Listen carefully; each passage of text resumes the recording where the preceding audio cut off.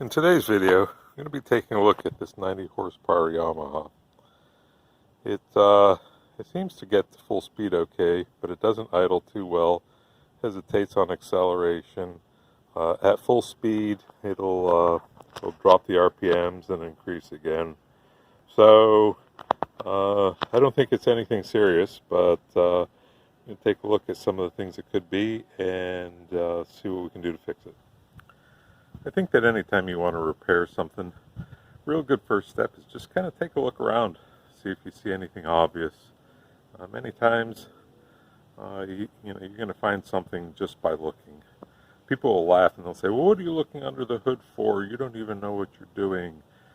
But many times, the reason the car is overheating is because the pipe's broken, and you can look at that and see it. There's a hose broken or a broken fan belt or something like that. So, take a look. So as I'm looking around this engine, one thing I did notice really quickly is, I'm not sure how well you can see it in the camera, but this is the back of the engine where the manifold joins up, and close to the bottom here, there's a bunch of stains right in here,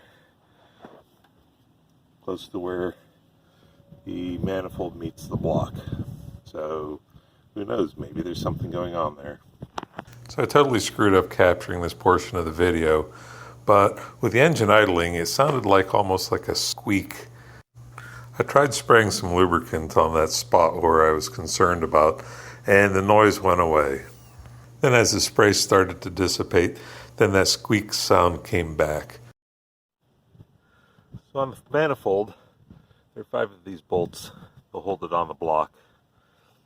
I went ahead and tried to tighten these to see if they were loose, and the top 2 were tight. Number 3, which is here behind this hose, was just a little bit loose. 4, which you can see there, was totally loose, and so was 5. So I went ahead and tightened those up. Let's see, 5 is down there. Not sure if you can see that there it is. So anyway, I went ahead and tightened those up, and the hissing got quieter, but the engine's still not performing properly.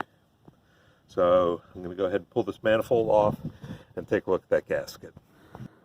There isn't a trailer for this boat, so I have to do it over the water, and so I got the engine tipped up as far as it'll go and twist it over. That way if I drop something, hopefully it'll land in the engine and not in the water. So my first step is to remove this vacuum actuator so that I can get to the bolts behind it. Well, I did end up dropping a bolt down there. It was a real pain to get out, but I was able to get it out. I guess these would be called Plenum Bolts.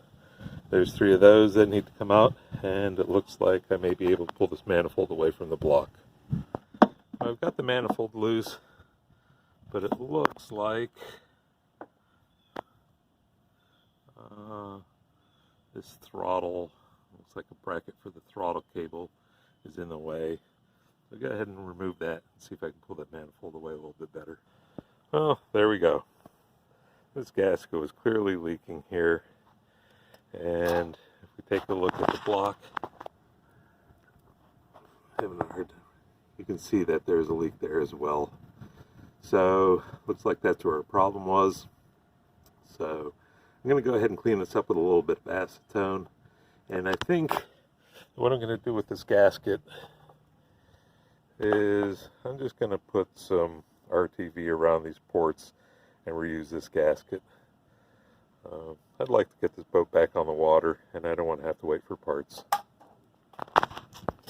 So I've got both sides of this gasket wiped down really well with some acetone.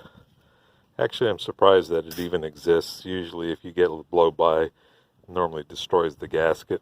I've also got both this surface and then the surface of the manifold wiped down as well. So you don't want any kind of grease or surface film or anything like that. You want something that the RTV can stick to.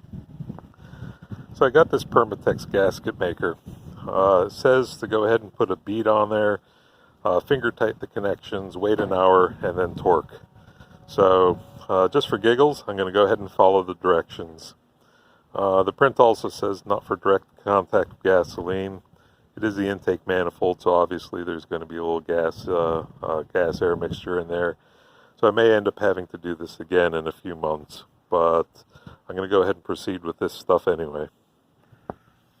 So I've got a ring around each one of the inlet ports on both sides of the gasket. I'm going to go ahead and assemble this finger tight. I got the gasket on there. It's a good thing Yamaha provided us with a couple pins here to help align the gasket. So I've got all the bolts finger tight. You can see we got some nice squeeze out there, which is kind of what you're after.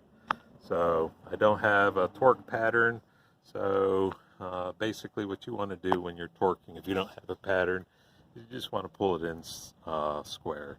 So I started with the center bolt here, and then moved to the first one on the outside of that, and then the first one on the outside of that, the top one, and the bottom one, and then I repeated the process so that they were all just finger tight. And I just used, because I couldn't get to it, just finger tighted. I had the socket here, and I just twisted the extension, and then also finger tightened the Plenum Bolts with the idea that hopefully that's pulling the whole thing square as well. I went ahead and set a timer on the phone. I'm sure that 5 or 10 minutes either way, plus or minus on the 60 minutes, isn't really going to kill it, but I didn't want to forget. So it's been right around an hour now. I'm going to go ahead and retorque these bolts, and then we need to wait 24 hours before we run it, and we'll test it out tomorrow and see how it went. So I've got everything tightened and put back together. Didn't drop anything in the water yet, so this may be a total success here. We'll see. I did say I was going to torque down those bolts. I don't have a torque spec for them, so I just tightened them, just snugged them up. So, manifold bolts aren't really all that critical, I don't think. I'm sure somebody would disagree with that, but if I have a torque spec, then I'll torque them. If I don't have one, then I'll just go with what I have, which is just tighten them down. Well, it's the next day, and it seems to be idling nicely. In gear, it's a little bit rough.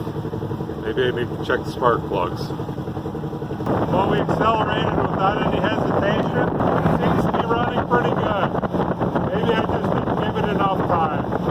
I think this was a success.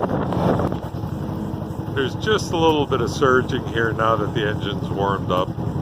It is a carbureted boat, so it's probably never going to run exactly perfect, but I think I got to take a look at those carbs and see if I can get that sorted out a little bit. But overall, this engine's running pretty nice right now. Thanks for watching my video, and we'll be working on a new project with the next video. Have a great day.